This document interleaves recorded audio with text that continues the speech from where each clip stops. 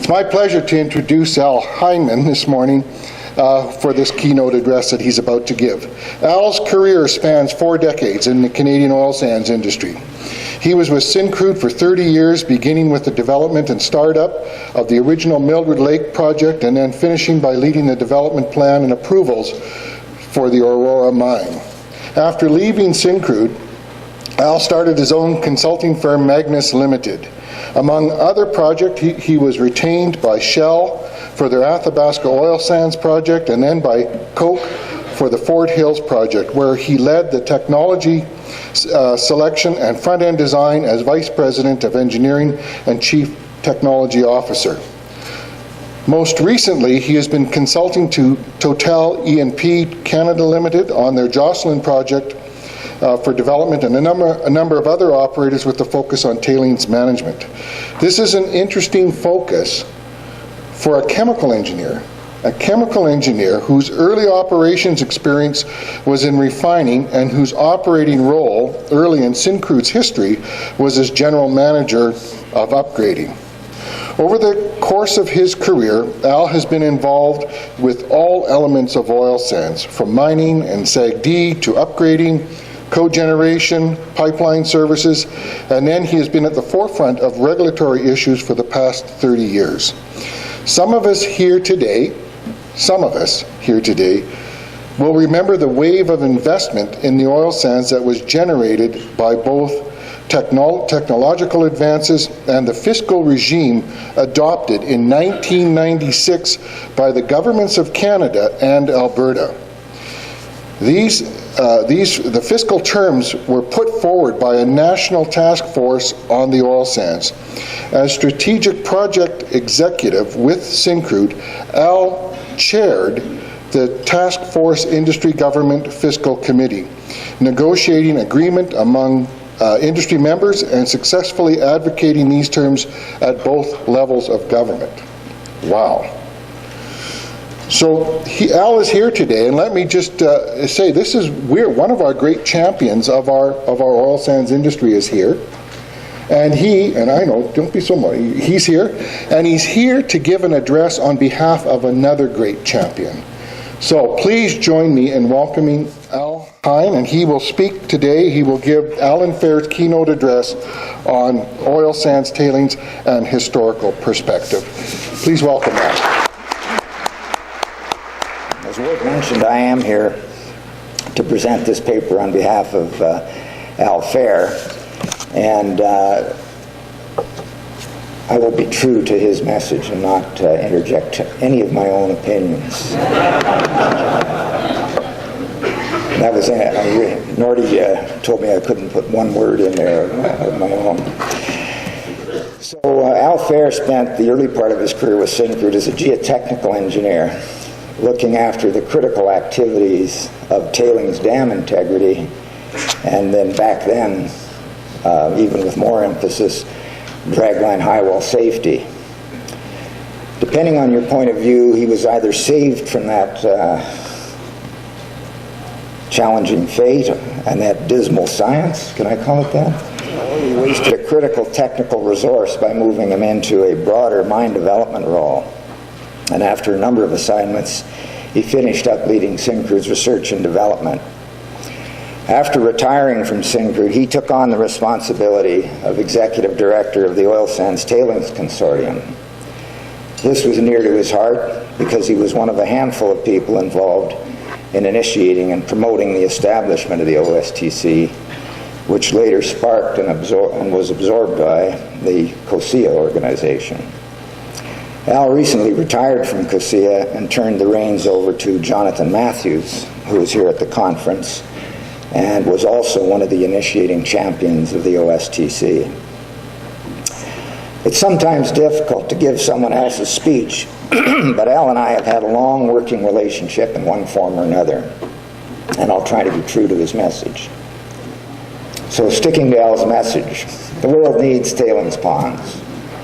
Mining's been around since the dawn of humanity, and I guess we say in the mining business, if it can't be grown, harvested from the sea or the earth, it has to be extracted from the earth, which is mining. Mining operations that process ore need a tailings impoundment to manage mine waste. In 2000, it was estimated there were 3,500 tailings impoundments worldwide. The largest of these exist in the oil sands. Currently, there are 18 active tailings ponds in operation within the 5 oil sands surface mining operations. And the oil sands ponds now cover 180 square kilometers.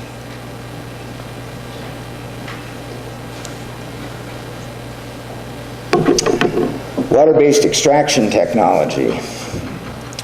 The tailings ponds play an important function and are an integral part of the process.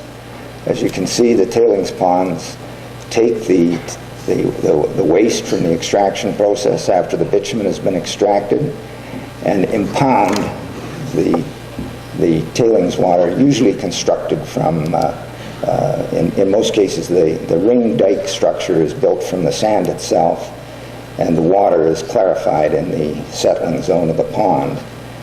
And that's where our problems begin.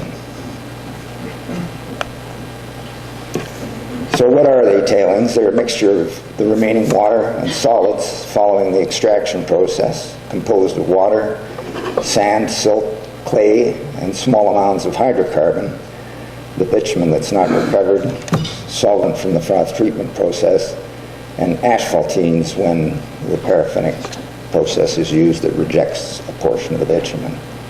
They're a necessary part of production in the excavation of oil sands and the extraction of bitumen. So this is what the tailings look like. On the left we have the coarse sand stream, which makes up the bulk of them, the volume, and by and large the mass of the tailings. And on the right we have the fluid fine tailings, which is the reason for this conference. For each cubic meter of sand that's mined, we generate about 1/4 of a cubic meter of fluid fine tailings.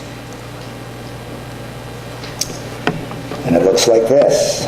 On the upper left, we have the fluid fine tailings as it comes out of the pond at about 38% solids, which is 85% by volume water. On the right, you can see some thickened tailings from the shell process at about 45% solids, and down below a 50% mud from syncrude.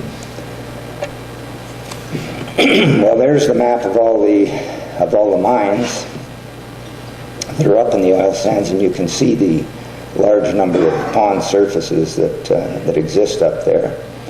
And about half of those are in impoundment structures, more than half, impoundment structures that are above original grade. So the historical outline. In 1967, we saw the discovery of fluid fine tailings. It was not known that the fine clays would not settle and be incorporated into the sand structure. We'll come to that in a minute. In the 1970s, until today, dam safety was the focus, and fluid tailings containment, along with the recycled water. In the 80s until today, we saw the development of pit lake sequestration, and that allowed for removal of the fluid tailings from the dam structures and allowed for decommissioning of the dams. In the 90s, we saw the development of CT technology, as Dave Seago mentioned, and at the time that was thought of as the silver bullet that was going to solve all problems of excessive amounts of fluid tailings. From 2000 to today, we see the development of a suite of technologies to deal with this intractable problem. So what does the future hold? Let's go back to 1967 and the discovery of fluid fine tailings. There's a couple of pictures of early oil sands tailings operations. Pond 1, originally called the Tar Island Dike, commenced construction in 1967 at Great Canadian Oil Sands. A decade later, it was known that fluid tailings would be generated, and the Mildred Lake settling basin at Syncrude commenced construction at that point and was designed to act as the recycle facility and containment structure for fluid tailings and the recycled water. So there's some aerial shots of the location of the first tailings pond on the left before any development took place, 1963. You can see the Tar Island feature, and thus the name of the Tar Island Dike. So that structure was built right over the Tar Island facility and that little segment of the river dammed off. 2 years later, you can see the beginning of construction of what's now called Pond 1. So the first Oil Sands Tailings Pond, construction started in 1966. The dike built over Tar Island and covered 2.2 square kilometers. The initial design was for 12-meter dikes, constructed from mine overburden to contain tailings from all future mining on the site. In the end, contending with fluid fine tailings, the dikes had to grow to 91 meters and to contain the fluid fine tailings. After expansions, Pond 1 is now one of 9 tailings impoundments located on the Suncor leases. Decommissioning of Pond 1 began in 2007. 30 million tons of sand and 1.2 million cubic meters of topsoil were used to reclaim the pond surface. Much of the fluid tailings was transferred to other ponds for fluid fine tailings management. By 2010, Pond 1's surface was reclaimed, and that was a significant achievement. Now over to Mildred Lake, the Mildred Lake settling basin, apparently the world's largest tailings pond. Starter dikes commenced in 1977 using overburden to dam off Beaver Creek in 2 locations, upstream and downstream of the site, and across Mildred Lake itself. The ring dike containment dam ranges in height from 41 to 88 meters. It's 18 kilometers in length, and the pond covers 17 square kilometers.